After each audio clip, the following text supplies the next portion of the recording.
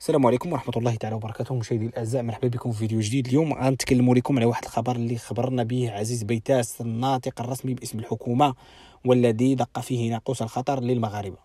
كيقول عزيز بيتاس على أن الماء ما بقاش، على أن السدوف نشفات، على أن المادة الحيوية اللي هي الماء ما بقاتش في المغرب، وعلى أن الوضع إلا بقى غادي بهذا الشيء غادي تنقص هذه المادة الحيوية في المغرب بشكل خطير ومهول.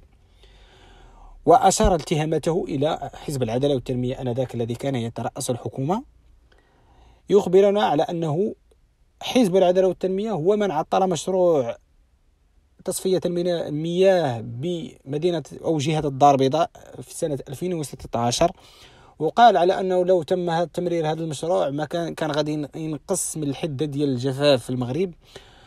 لكن احنا كشعب مغربي خاصنا نعرفوا واحد النقطة.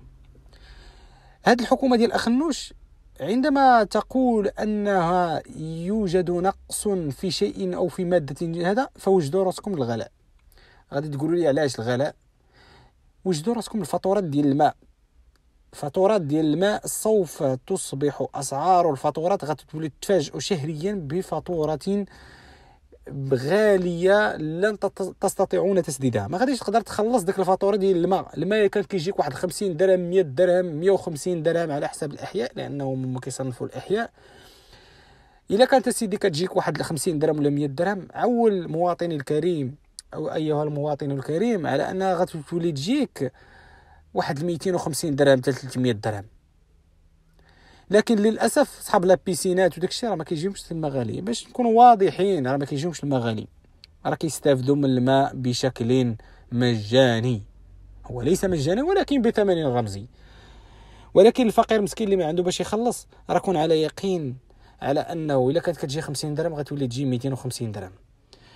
وهذه الحكومه حكومه الغلاء، حكومه التي قهرت الشعب، حكومه التي أصبحت تتملص من مهامها، وأصبحت تشير بأصابع الاتهام لأي شيء لحزب العدالة والتنمية.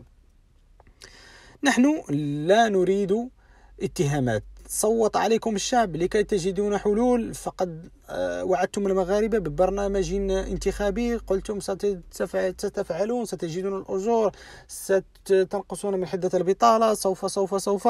لم نرى شيئا من هذا.